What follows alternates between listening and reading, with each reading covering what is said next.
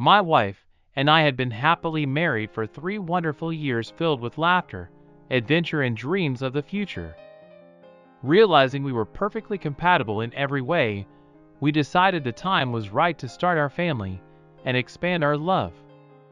When my radiant wife was 5 months pregnant, her belly just starting to show, we decided to move across the country to the small, idyllic town where her mother lived.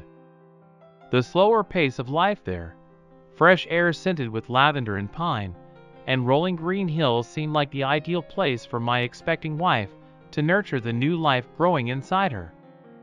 Since I worked remotely in software development, I could easily make the move without interrupting my career. My mother-in-law, Elizabeth, was absolutely thrilled to have us move in with her. She lived alone in a charming Victorian house on a hill overlooking the town.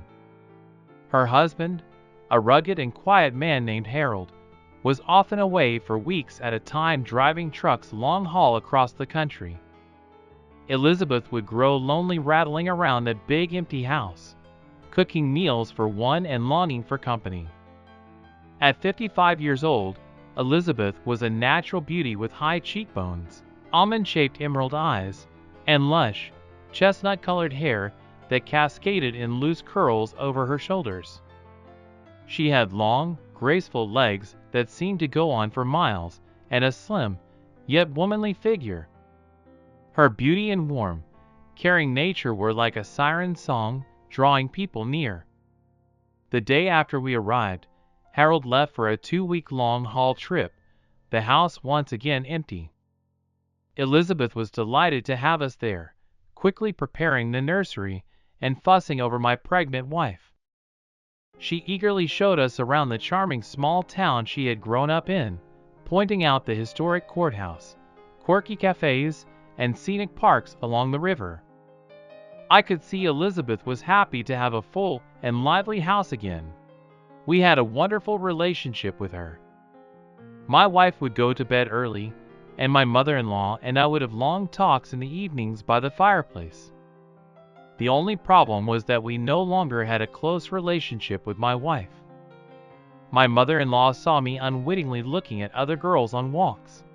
She clearly understood what my body wanted. One evening, when my wife had gone to bed, and I remained in the hall enjoying the burning fireplace as usual, Elizabeth entered the hall in a very short dress, walked in front of me, and turned off the light. The room was lit only by the flames of the fireplace. I didn't realize what was happening, but I was enjoying the process very much. Turning off the light, Elizabeth made her way towards me. She sat on my lap and whispered in my ear, "I know what you want. I will help you." At this point, I was very scared and could do very little on my own. Elizabeth took control of the whole process. I finished very quickly. My mother-in-law said, "See how easy it is." The next night it happened again. This time I was bolder. That's how we spent every evening, doing it by the fireplace.